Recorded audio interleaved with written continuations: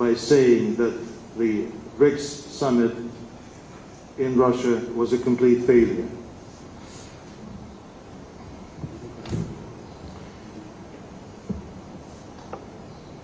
I don't know what he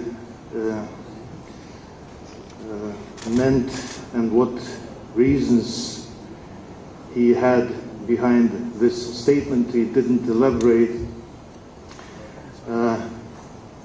but we will see and discuss and share with you today how the BRICS summit was a total success. And frankly, this particular subject is not the only one on which the Ukrainian president has become completely delusional. He has very delusional views on many other accounts, but this is one of the topics on which he is absolutely wrong. The title of the BRICS summit, as you know, was the Strengthening Multilateralism for Equitable Global Development and Security. It was the first BRICS summit in the expanded format, with leaders from 35 states and 6 international organizations, including the UN, in the capacity of the UN Secretary General, as well as Asian, African, and Latin American countries who joined the BRICS Plus and outreach formats. Throughout the year, Russia hosted around 200 events, foreign and other sectoral ministerial meetings, the parliamentary forum in which Honorables Lok Sabha Speaker Shri Om Birla participated, the NSA's dialogue with the participation of Shri Ajit Doval,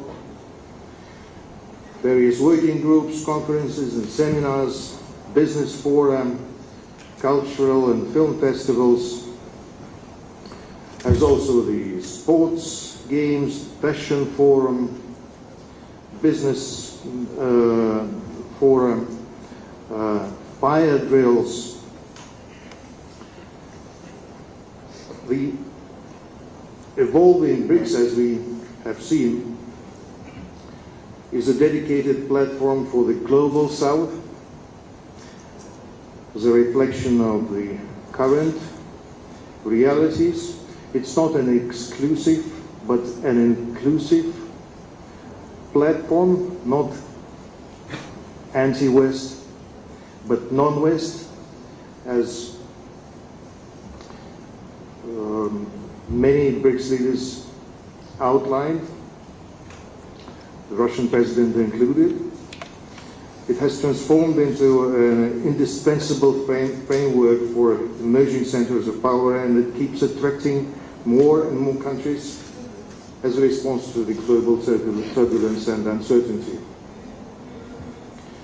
As you know, more than 40 countries have expressed interest in joining, and the majority of these countries attended the summit in Kazan. Within BRICS, we respect and outline the sovereign equality, the diversity, the respect to mutual interest, and work for mutual benefit. It offers a diversified, inclusive, and consensus-based cooperation with more than 80 sectoral tracks structured into the 3 baskets, as you know. Policy and security, economy and finance, and humanitarian and cultural ties. We maintain that the platform is free from domination. We reject unilateral sanctions, we reject double standards and interference in domestic affairs. BRICS is designed for member states to gain from a combined potential and to channel common efforts towards a more democratized global governance and sustainable development through uninterrupted cooperation based on legitimate national interests and the central role of the United Nations. For these purposes, the vital priority is to promote just and equal multipolarity. One of the major outcomes of the summit is that we have created a new category of partner states, which will be individually invited to join the forum. In this capacity, the list of these countries will be announced after they accept the invitations that were endorsed by, at the summit. It was very important to satisfy the growing interest towards BRICS. This step will definitely multiply the value of our diversified partnership and add to the forum's global influence, which is now making a decisive contribution to the global food and energy security. To ensure seamless cooperation, it was decided, amongst other things, to work out an investment platform through strengthening the new development bank.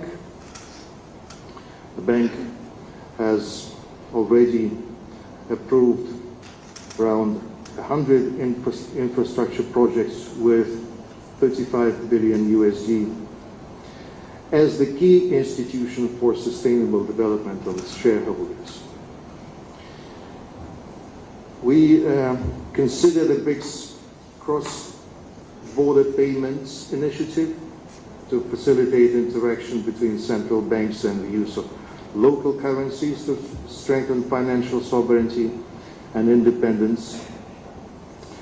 We have studied the feasibility of an electronic platform to settle cross-border trade in securities, the so-called BRICS Clear, and a BRICS reinsurance company. We have an upgraded contingent currency arrangement, which serves as crucial tool to safeguard the member countries from short-term current account deficits. We implemented the Russian initiatives to create a grain trade platform within BRICS, the BRICS Grain Exchange, as well as set up the Nuclear Medicine Working Group, the Academic Ocean and Polar Science Forum. We also shared the best practices through a newly created forum on special economic zones. We agreed to deepen cooperation within the Economic Strategy Partnership, Startup Forum, Partnership for the New Industrial Revolution, and the UNIDO Industrial Competition Center, BRICS Future Networks Institute, Energy Research Cooperation Platform, Clean Rivers Initiative, Anti-Epidemiological Early Warning System, Tuberculosis Research Network, BRICS Medical Association, and many other such tracks. We also deepened dialogue on resilient supply chains, e-commerce, stability and security of national internet segments, artificial intelligence regulation, energy transition, technological standardization, customs, tourism, emergency preparedness, labor markets, MSMEs and business incubators, vocational training, women empowerment, etc. I hope you have read the joint declaration that, which is absolutely comprehensive, counting around 130 or something paras. We also considered establishing climate and geological research, as well as transport cooperation platforms, a mechanism of authorized economic operators, international arbitration centers, a cinema schools alliance, mutual recognition of diplomas in digital education, and other things. As like-minded countries, we will keep closely coordinating on various international issues at the UN, G20, and WTO, and on their agendas to create better conditions for the global South to get an equal access to technological, financial, and natural resources, and to remove development gaps and achieve sustainable development goals. Consecutive presidencies of BRICS members, India, Brazil, and South Africa in G20 is a crucial precondition to this end, given that BRICS is focused to find just solutions and support the needs and aspirations of the developing countries. And so the summit in Kazan signaled that the new constructive agenda is shaping up. Russia is committed to strengthening BRICS further with the focus on practical cooperation and international coordination. With this brief introduction, I would like to offer to continue with the question and answers session, and your questions are most welcome. I'll be happy to answer. Please. Presidency, Mr. Evgeny Pakhomov, please.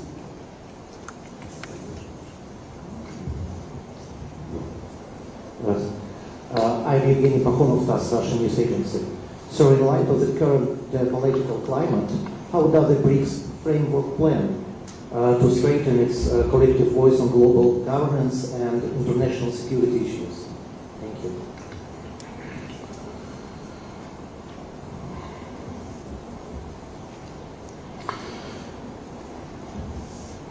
The BRICS, as a platform,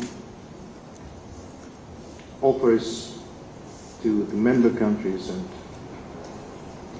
to all those who want to get engaged, get involved into the dialogue on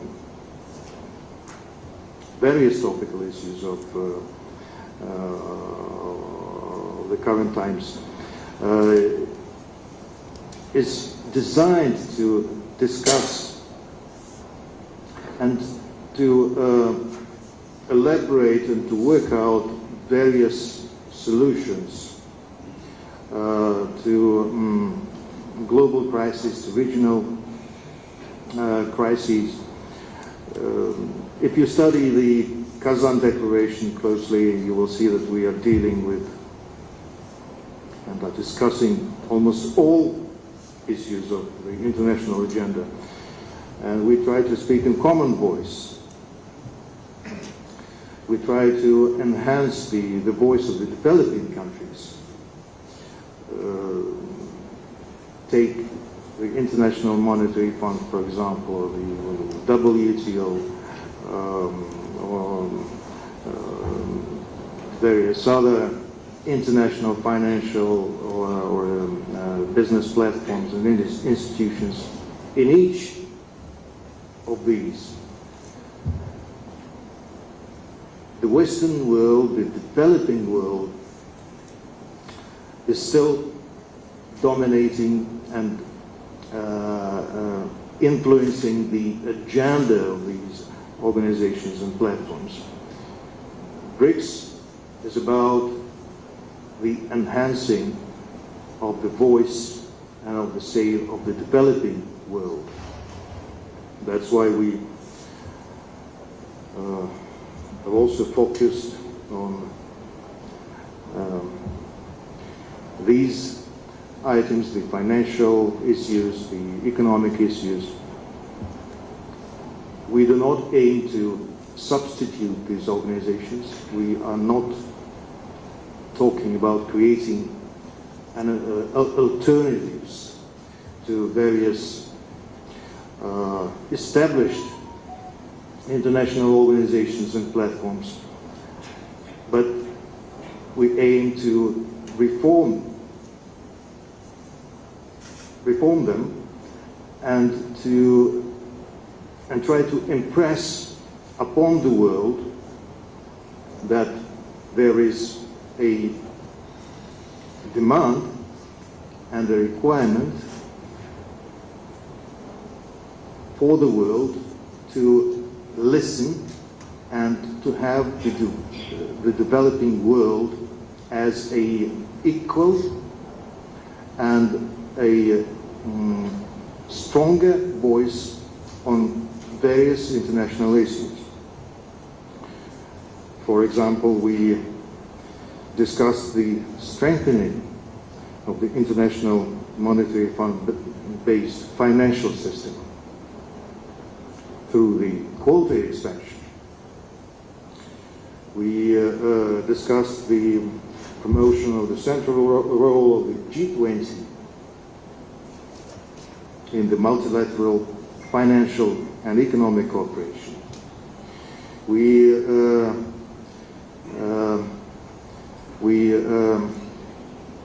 expressed the desire to empower the WTO with special treatment for developing countries, establishing national conditions-based climate change targets.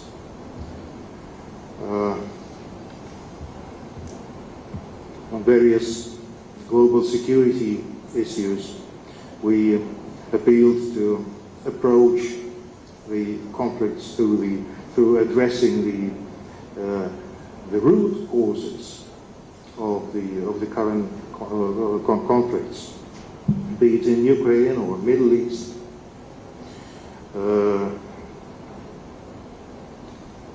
Called for the respect of interests of all nations and the genuine implementation of the UN Security Council decisions.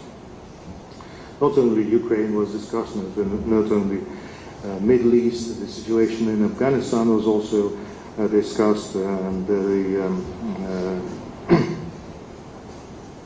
security situation in various parts of Africa was also one of the topics for the discussion. So basically, responding to the question, we gathered and discussed in the BRICS format the approaches and the solutions to various topical issues, be it in security, be it the security situation in various parts of the world, or the reform of financial and economic institutions that there are on a global scale.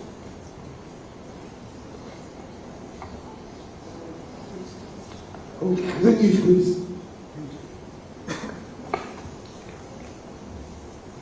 Good afternoon, Ambassador. I'm Ashok from Z News. I have a quick two questions. One is, there is unconfirmed news that India and China bilateral has done because of Mr. Putin. What is the reality between it? And did the BRICS currency has launched, or it is a souvenir just? Can you explain please? Did the BRICS what? BRICS currency. BRICS currency. Yeah. We have welcomed and are happy that the first meeting between the leaders of China and India took place in Kazan after the gap of 5 years, if I'm not mistaken. We believe this is a very positive development in the bilateral relations between India and China. The border issue, as far as I understand, was discussed. The bilateral cooperation and the matters pertaining to bilateral relations were discussed. We, again, as far as I know, have not played any role in organizing that meeting, but we had been very happy that it took place in Kazan. For us, as I represent Russia, has always been important and desirable that India and China maintain a stable and good relations between themselves, maintain a dialogue between themselves. That would only be favorable and indispensable for the security situation in the Eurasian space and for the world at large.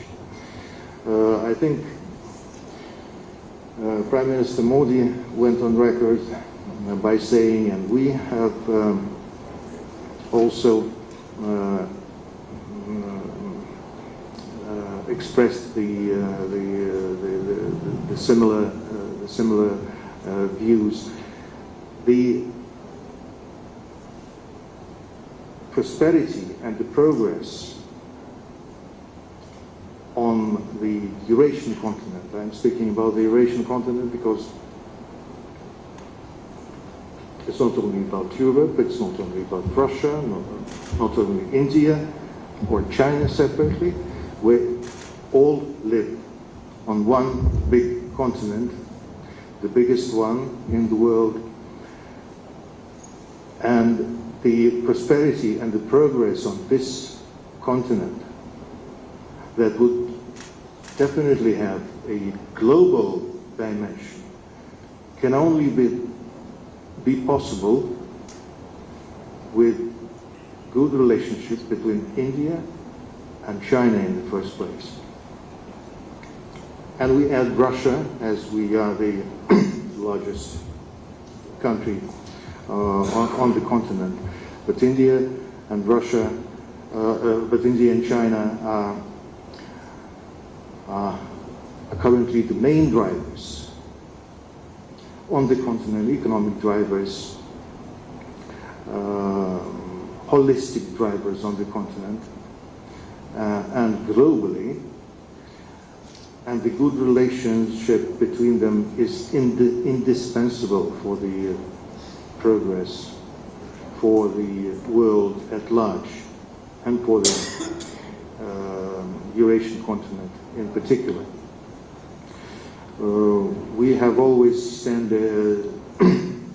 stood for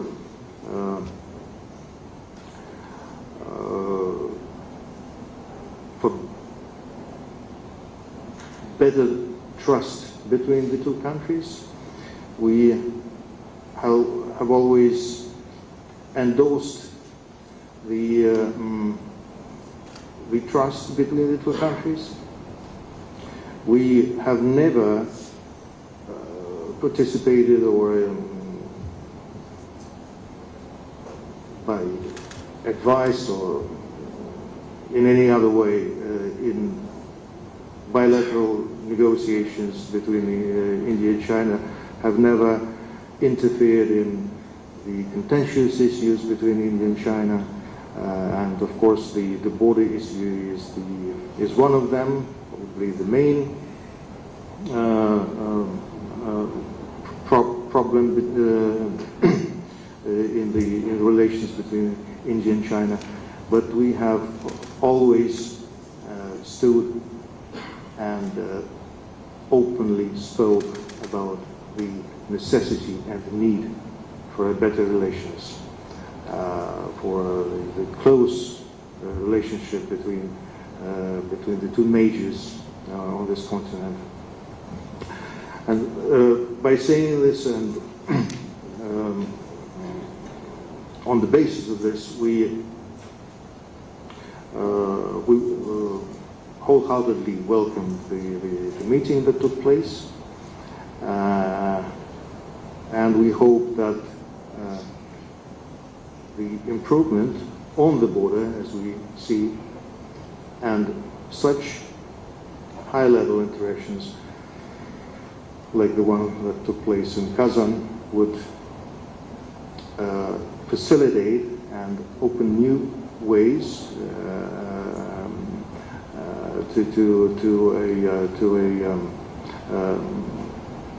a closer dialogue, to a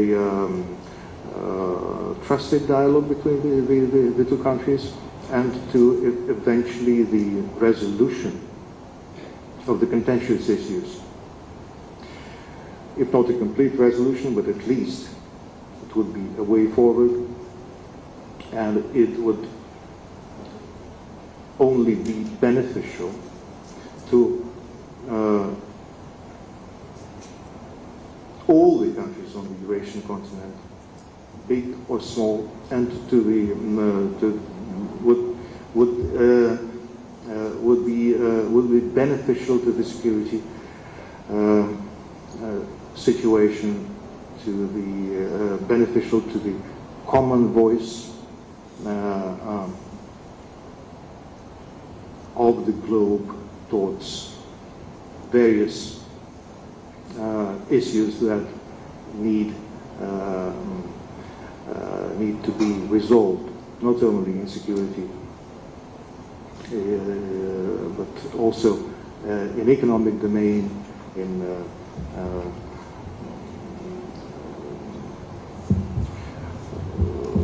financial domain, on a global scale. For that, the partnership between India and China is indispensable in our view. That would create the conditions for the holistic resolution of various issues that would facilitate the unity between the countries on a global scale, not a diversity, not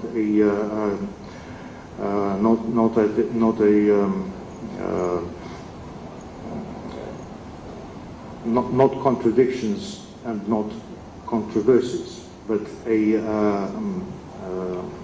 that would be a way forward to finding common approaches with all the countries involved to various issues. For that, in our belief, it is necessary that India and China speak in one voice towards the resolution of various issues I'm speaking about, not only the security, but many other issues.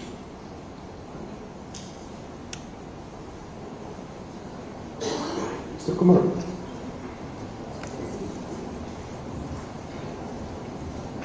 This side from News Agency. I have two questions. The first question is, with the growing strategic competition between the West and the BRICS region, how does Russia perceive the role of BRICS in shaping a new world order?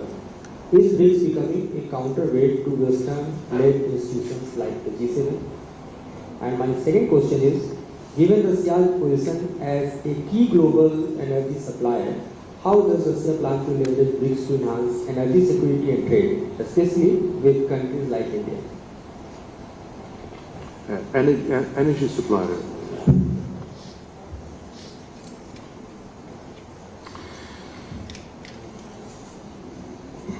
we do not view ourselves as a competition platform against G7 or any other platform. It's not about competition. It's not about rivalry with someone. Although you certainly know that if compared with G7, BRICS represents over 30% of the world land area, 45% of the population, 40% of oil production globally, and up to 25% of exports. So, judging by the statistics, it can well be considered a much stronger group of nations than the G7. But again, we do not compete with G7 or with any other groups. Within BRICS, we believe that the competition must be healthy and equal and just in the first place. And here we promote the interests of the developing countries in the first place, of the emerging markets, the emerging centers of power. We endorse the stable growth rates, industrial innovations, and human research potential.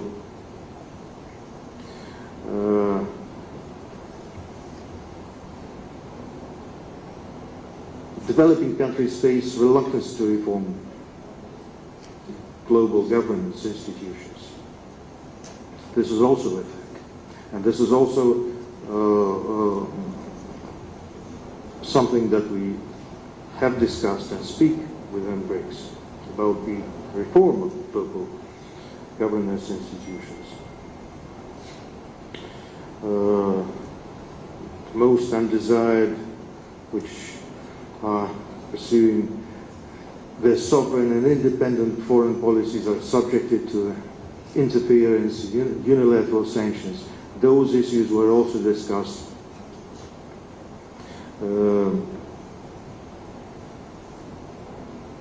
Very illustrious was that right ahead of the BRICS summit, the US made new decisions with regard to unilateral sanctions against Russia. Today it may be Russia, tomorrow it would be China, the day after tomorrow it may well be India. So these issues were also discussed.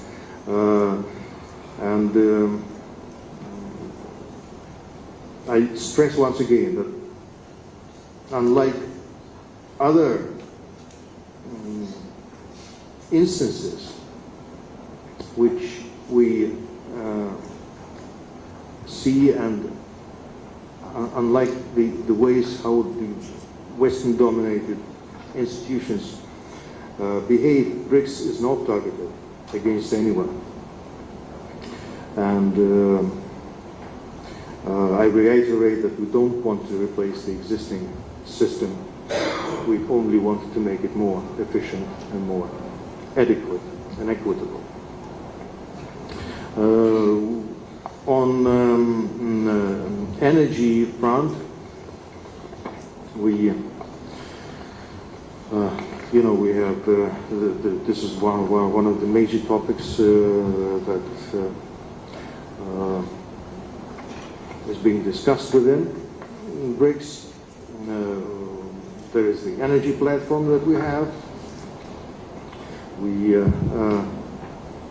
focus on the smooth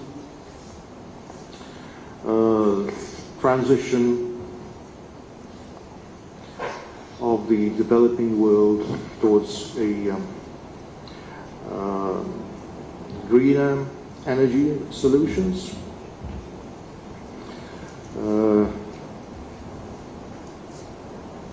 The energy dialogue that we have within BRICS also includes the energy research cooperation platform, which is focused on the issues of sustainable, equitable, affordable, and inclusive energy transition. In September, in Moscow, there was the Russian International Energy Week, in which India participated. Within BRICS, we held the energy ministerial meeting on the sidelines of that International Energy Week. We have also held the BRICS Youth Energy Summit this year. Currently, we implement the BRICS Energy Cooperation roadmap by 2025 that is aimed at coordination of policies, promotion of energy trade, investments and research, as well as technological cooperation in this sector.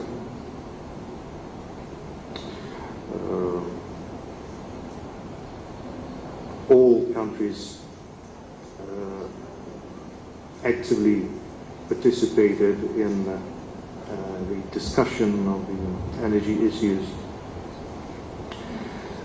There are many specific topics within the energy dialogue.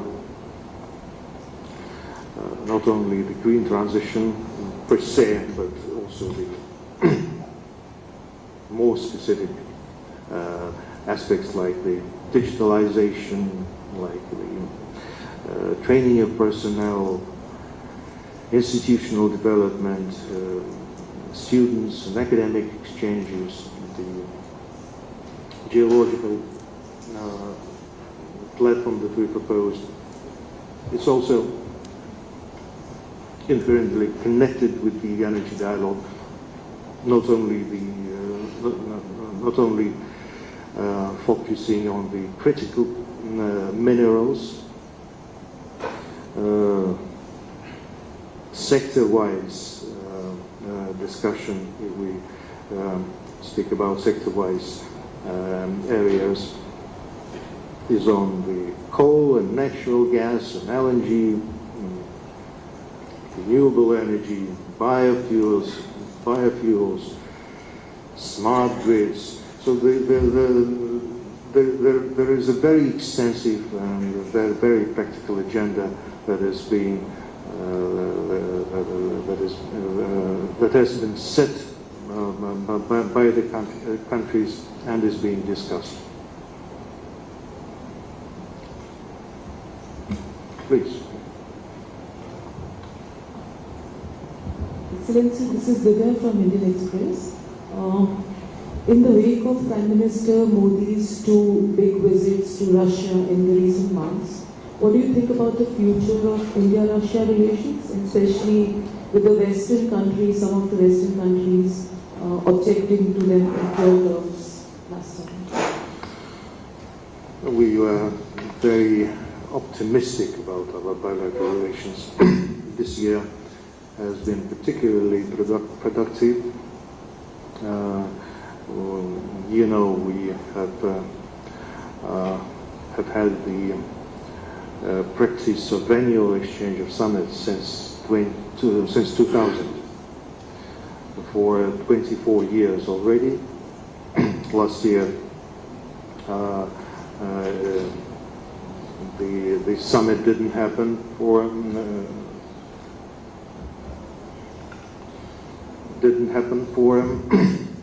some reasons, but we held the bilateral summit this year. We are looking forward to a bilateral summit next year. This year, the Prime Minister visited Russia in July, and I can share with you that it was a huge success, and we managed to discuss all the aspects, not only the pressing issues of the current cooperation, but all other aspects of bilateral relationship. Of course, we discussed Ukraine and Middle East and various topics of global concern, but bilaterally we are doing very well. The trade has grown exponentially, manifold, and it's not only the Russian exports of oil to India, but also the substantial increase of Indian exports to Russia. We focus on the economic cooperation between us. We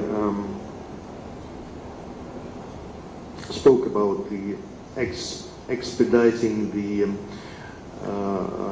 free trade agreement between between India and the Eurasian Economic Union, of which we are part of. This would be a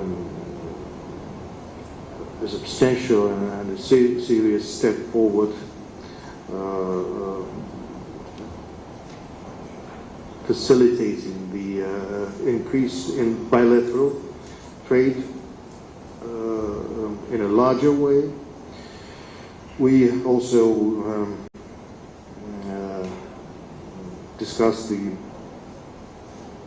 authorized economic operator agreement. We spoke about the broader financial and high-tech, fintech, and banking cooperation.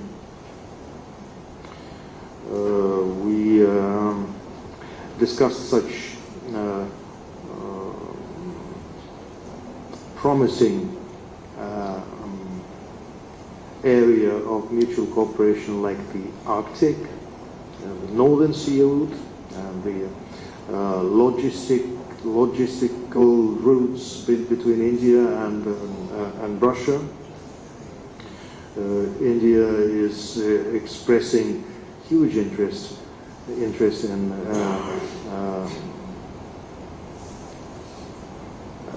mutual projects in the Russian Far East.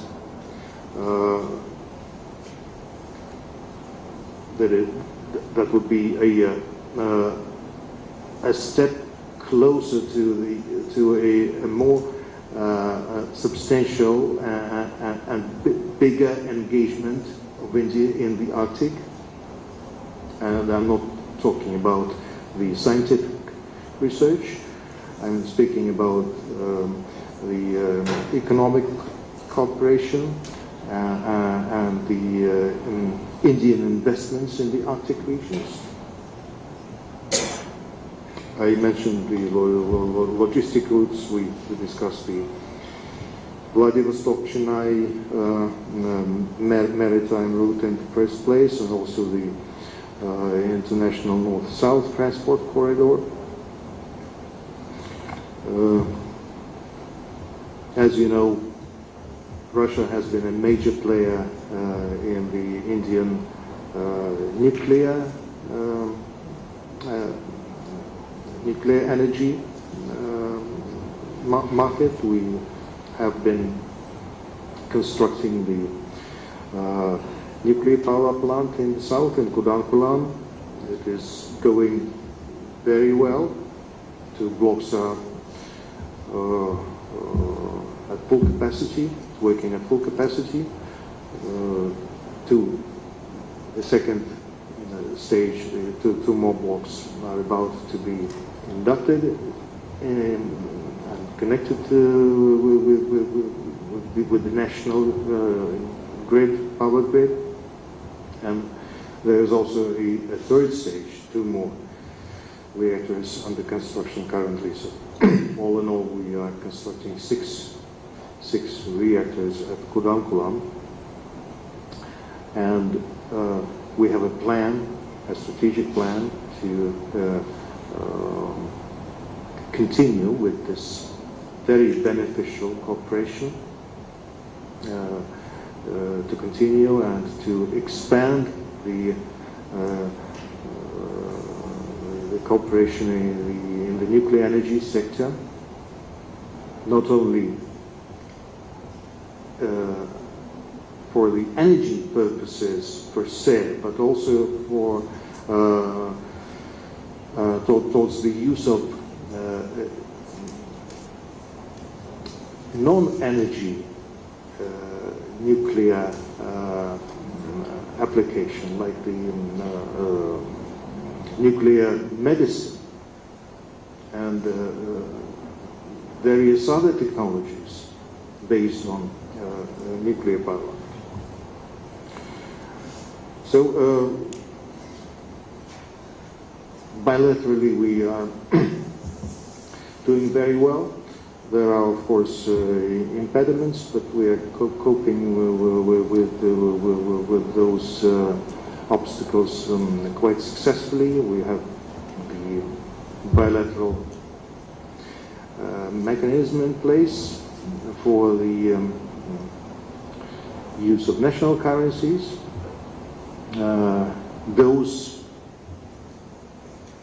The ways and the mechanisms about which I'm talking about is in place.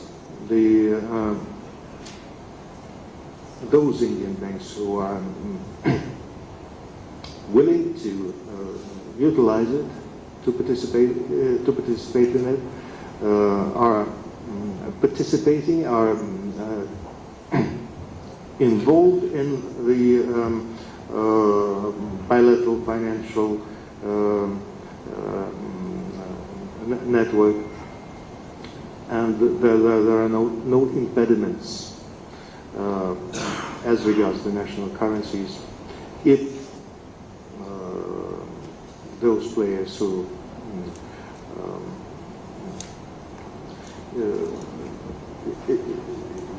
if those banks and the players in that financial dialogue and financial cooperation are genuinely wishing to utilize the existing mechanisms.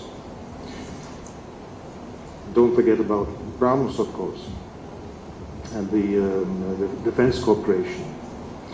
It has not gone anywhere. It's progressing. The BRAHMOS project, the AK assault rifles, the joint venture that was established, the factory is already working in Uttar Pradesh. These are the examples of the practical contribution of Russia in the Make in India program, and the Atmanirbhar Bharat initiative. I don't even mention the T-90 main battle tanks that we've been have been manufactured under license in Tamil Nadu for so many years. Su-30s,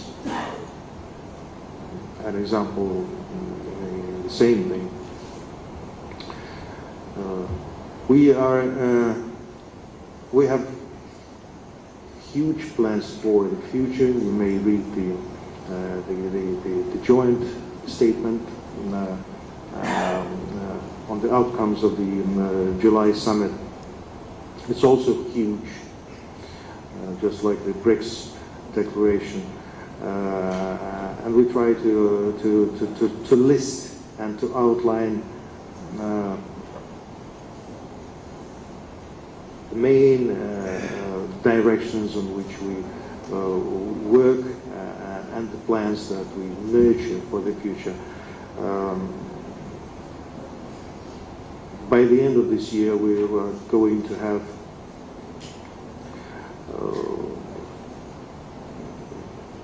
some more important bilateral events and more high-level visits of Russian officials to India are in the pipeline.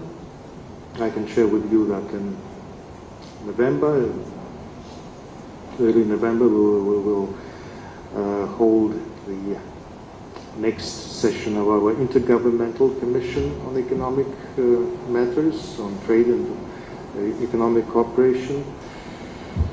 We are working towards the early session of our Intergovernmental Commission on Defense relationship. We are engaged in the interparliamentary dialogue between us. We have the Interparliamentary Commission between Russia and India, and hopefully it will also have its next meeting soon. Thank you.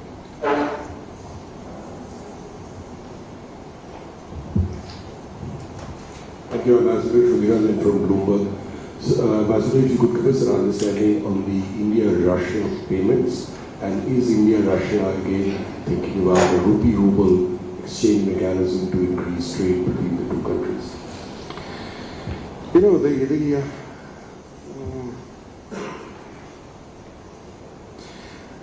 I'm not a big specialist in finances. But I'll answer your question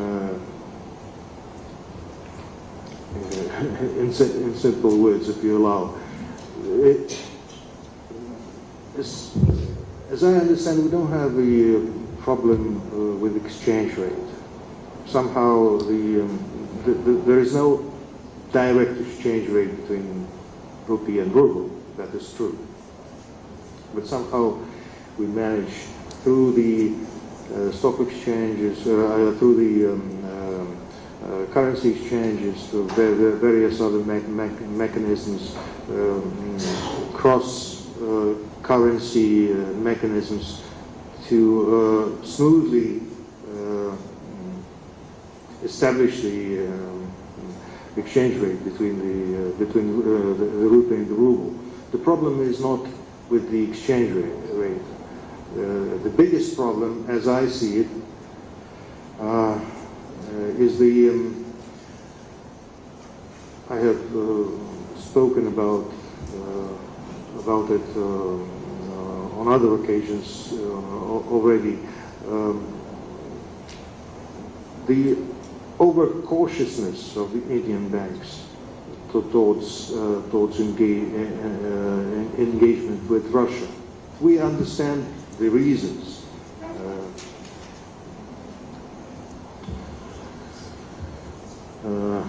The main reason being, you know, the desire not to do anything anything detrimental to the capacities of the banks, who also have accounts in USD, and the United States have been very meticulous in tracking the transactions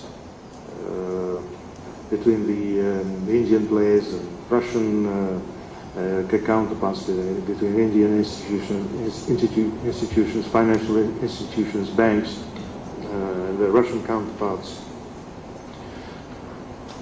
threatening immediately with secondary sanctions. We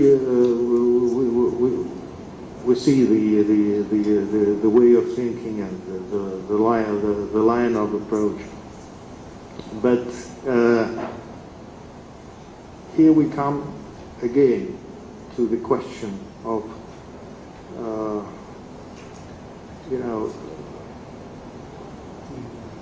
to the question of domination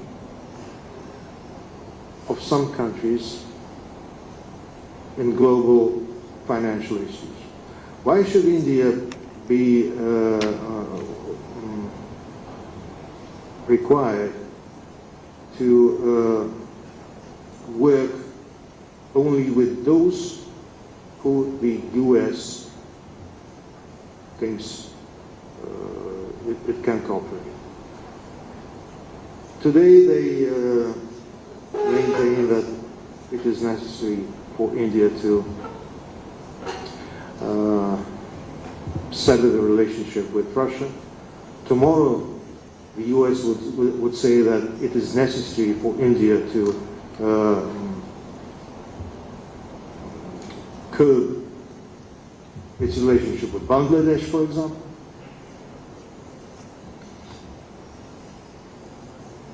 And what would India and the Indian banks would do in that situation?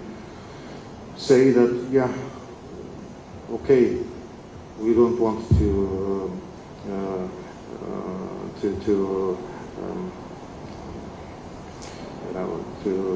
have problems with the U.S. We better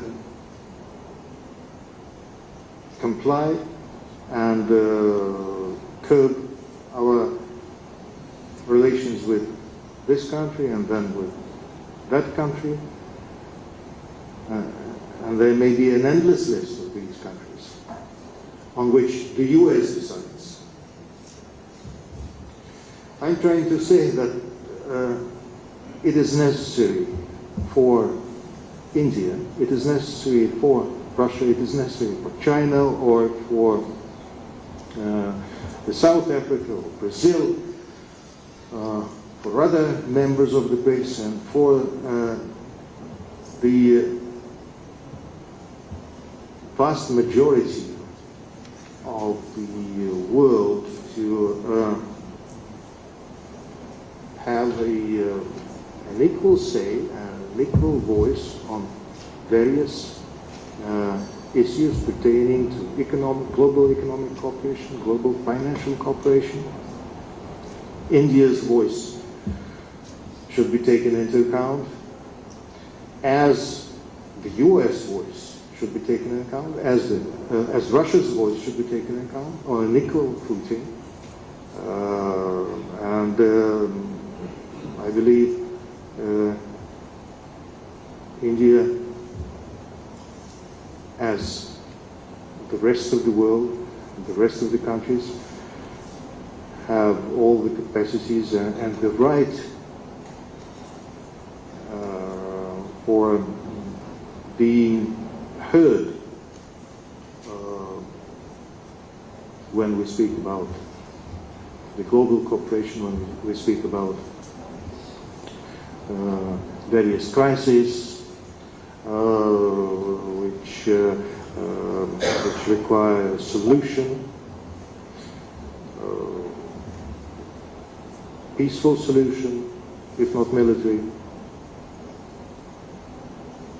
At the moment, some, and I'm speaking about the US in the first place, try to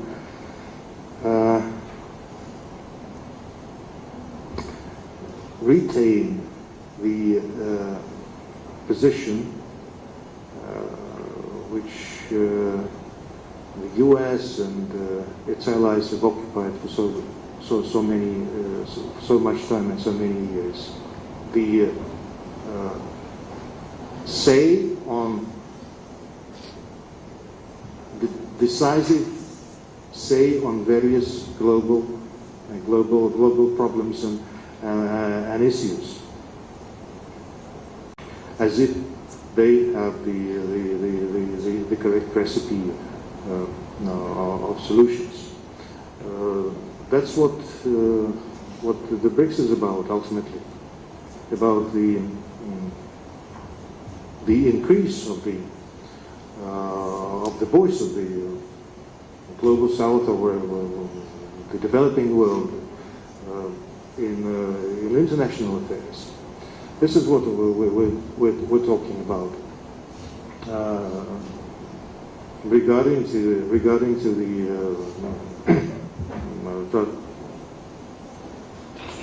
transactions between for financial transactions between various countries.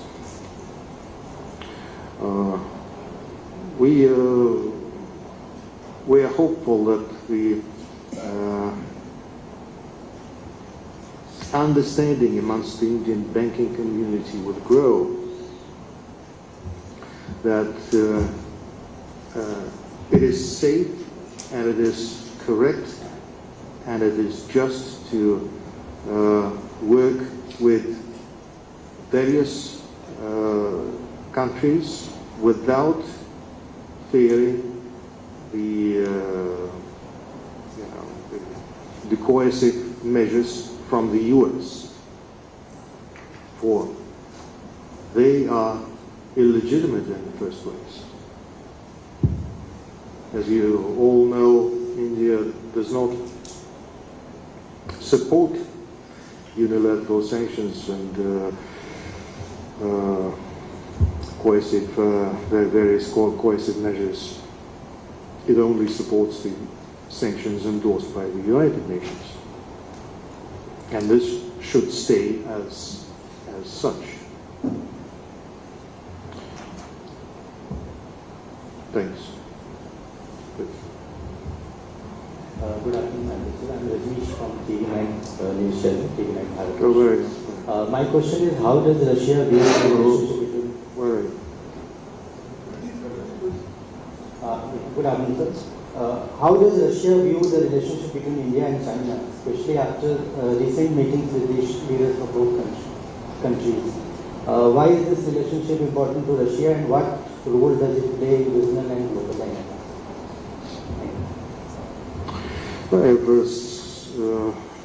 I've spoken already. We wholeheartedly stand for the improvement of the relations between India and China, and the recent developments,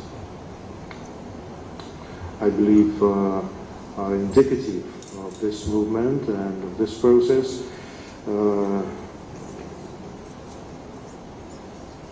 Frankly, it was very good news when we learned about the progress in the bilateral dialogue on border issues.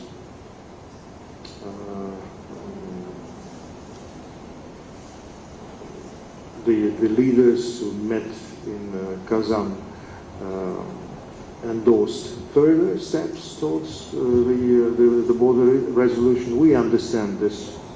This is a very complicated issue. It would most certainly be a difficult and a lengthy process of negotiations. But let me remind you that we and the Chinese have also had our own border issues in the past. For more than 40 years, if I'm not mistaken, but we managed to arrive to a mutually acceptable solution, and ultimately to the resolution of the border issues that we had between Russia and China. I don't have any doubts that India and China would eventually be successful on the border problems between them. But it would require determination. It would require,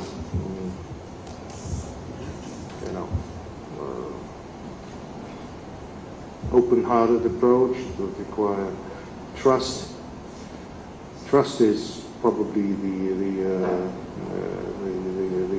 main prerequisite for the amicable resolution. But again, I'm sure that this would be achieved as we have succeeded. with the Chinese, or the Chinese have succeeded with us. And the last question for the day by the Financial Express newspaper. Sorry. Good afternoon. My name is Uma Siddiqui and I am from the Financial Express. You have talked about the energy cooperation between the BRICS members. So just taking it forward, the new how will the energy security be impacted by adding the new members, which also include Iran and UAE, and the members who want to join, like Saudi Arabia? Is it going to help? Is it? Have you thought about it?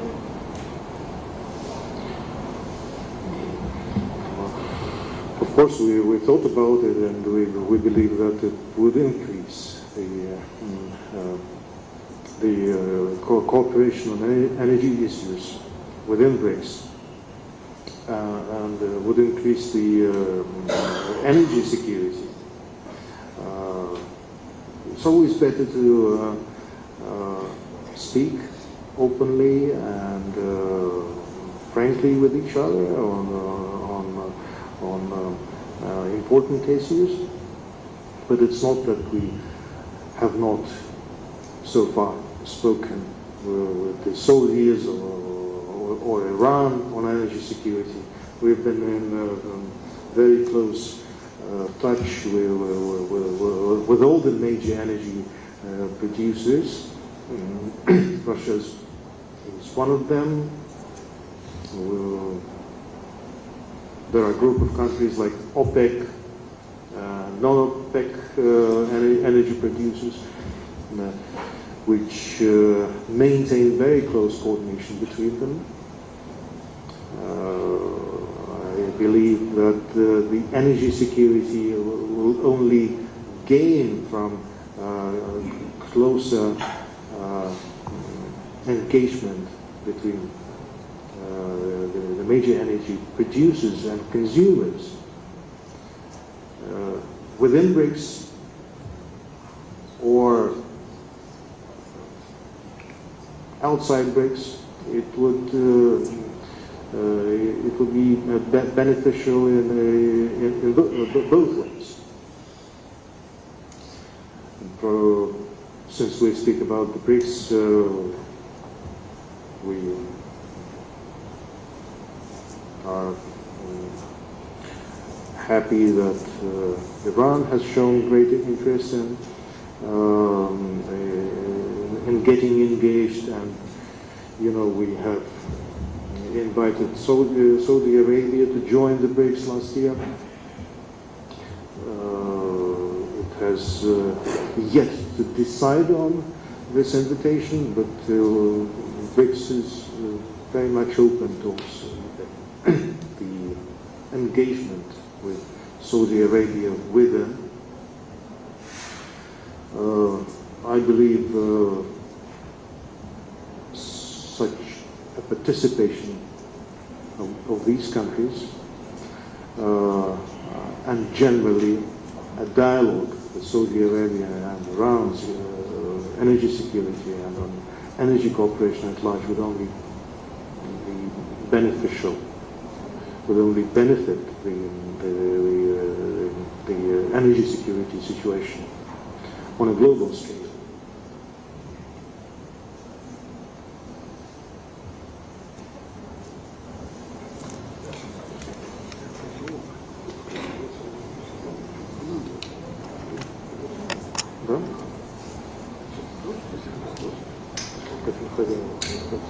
Ladies and gentlemen, thank you very much to participate on the conference. If you have some questions, let them transfer to me. And would like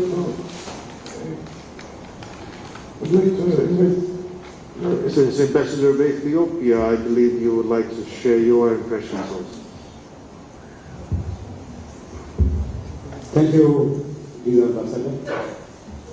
I'm new to India, but I'm not new to the bilateral relations between Ethiopia and India and the Ethiopia and Russia. Last meeting in South Africa, Ethiopia joined the BRICS, And in Kazan last week, we took part at the level of the leadership in the summit. And it is timely that you are giving us this briefing. It's also incumbent upon us, other members, to add our voices to the good work we are doing within the BRICS. And Ethiopia is extremely happy to have joined the BRICS, not because of any political consideration, not because of any alliances that we want to form in against existing mechanisms.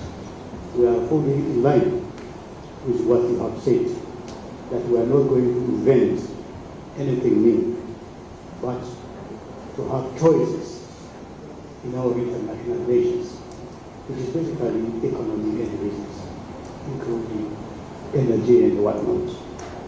And there are very few countries in the world that are happy, probably, with the current international system. Current international system of everything is in paralysis. It does not reflect the world we are living in now. So it's natural that countries that go together, that fly together, that have alignment of interests, are bringing their interests on the table and forming the BRICS and expanding. And it's not easy. This shows partner countries and the members, we have got a choice.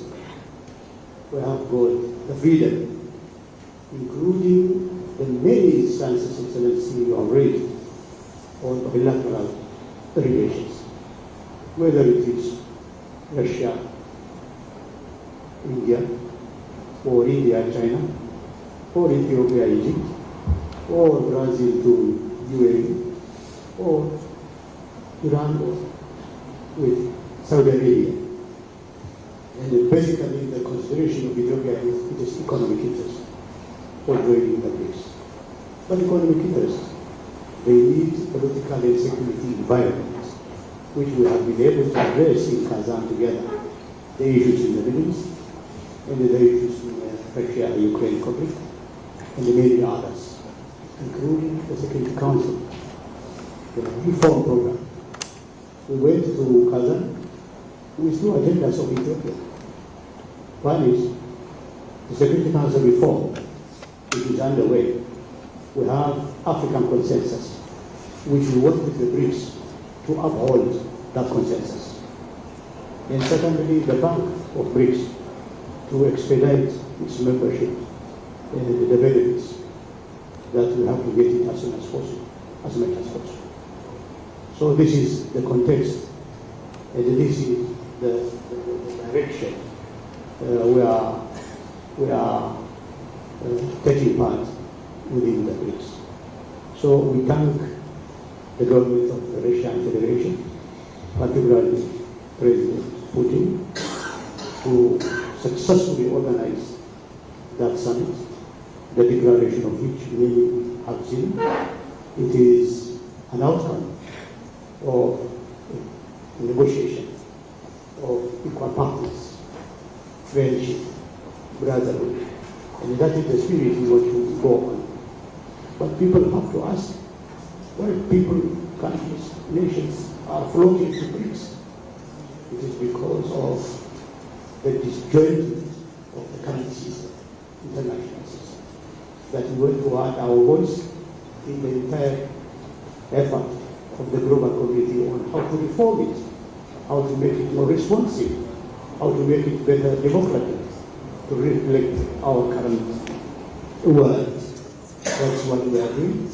And I further add my voice that such briefings are very good, but also at our ambassadors level, the members of BRICS and the partners, we need to sit together on what to do, whether they are in Washington or in Delhi or Addis Ababa or Russia.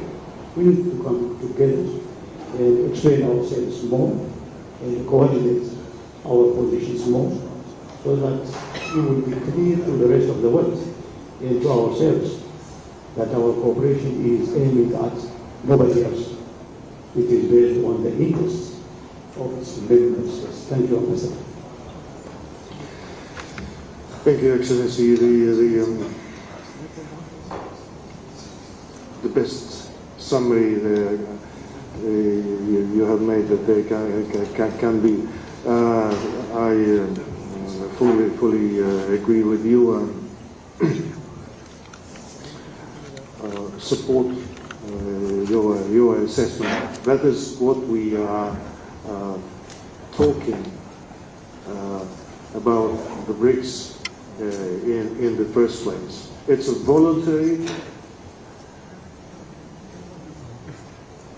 non-discriminatory, equal, consensus-based discussion platform.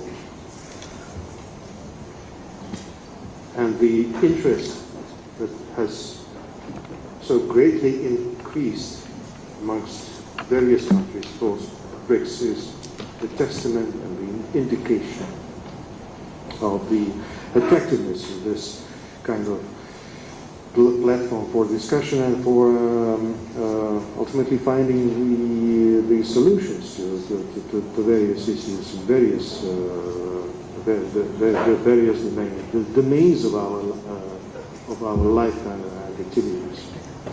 I believe that we are looking forward to a very productive presidentship of Brazil next year, starting the 1st of January. We have the calendar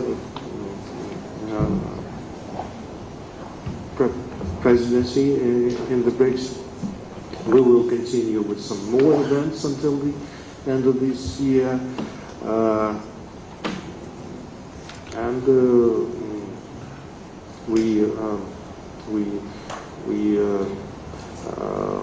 wish the Brazil chairmanship next year every success, and are absolutely convinced that it will build the agenda upon the achievements of our current presidentship, upon the outcomes of the Kazan summit that we had last week, as on the outcomes of the previous summits and the previous South African presidency in the BRICS. I would like to thank you all for coming. I hope I answered all the questions you had, and of course I would like to wish